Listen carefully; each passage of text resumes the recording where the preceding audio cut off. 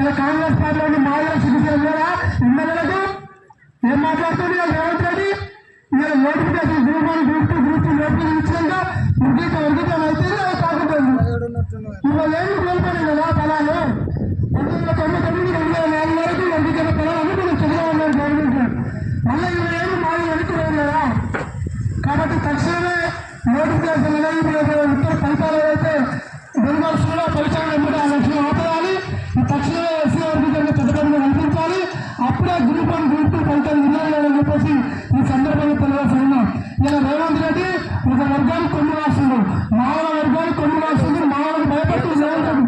ఆయన కుర్చీ కాపాడుకోవడం కోసమే రేవంత్ రెడ్డి ఇలా మానవ చెప్పినట్టు పాలన నడిపిస్తుంది. కాబట్టి ఈ చేతగాని ముఖ్యమంత్రి హిందూ అసెంబ్లీ సాక్షిగా మాట్లాడే మాటలకే విలువలేదు రేవంత్ రెడ్డి తక్షణ రాజీనామా చేయాలని చెప్పేసి ఈ సందర్భంగా ఉస్మానియా యూనివర్సిటీ విద్యార్థులు PhD స్కాలర్గా డిమాండ్ చేస్తున్నాం.